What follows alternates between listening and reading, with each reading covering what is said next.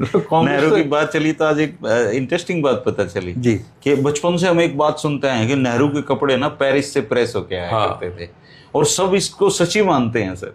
तो अभी एक इतिहासकार हैं पुष्पेंद्र पंत, उनका एक पॉडकास्ट है, उसमें वो बोले ये इससे बड़ा मूर्खतापूर्ण विचार कोई नहीं हो सकता।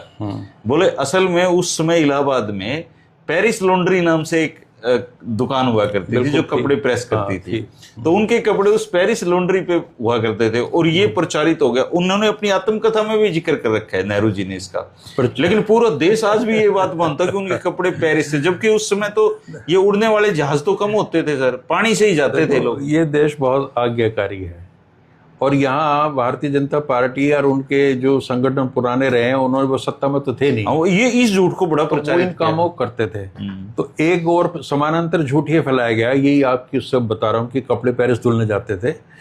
तो ऐसा कहा जाता है, कोई उसका पुख्ता प्रमाण नहीं। किसी ने मोतीलाल नेहरू से पूछ लिया, जी सुना है आपके कपड़े पेरिस धुल के आते हैं?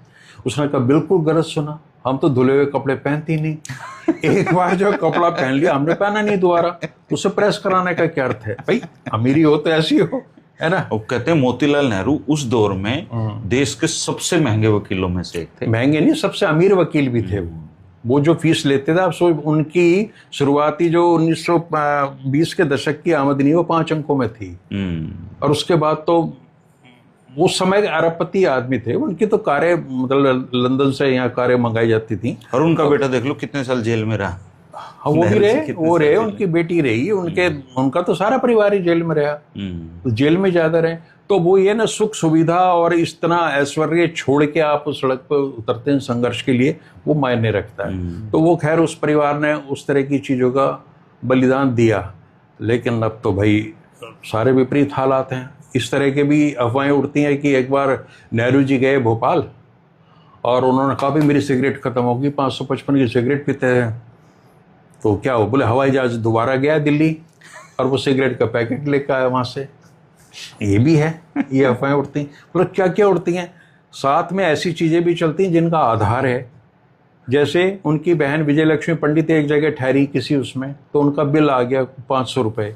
अब कौन कहे प्रधानमंत्री से उन्होंने दिया नहीं था, और प्रधानमंत्री से कौन कहे कि भाई आपकी बहन जी का ये बिल है।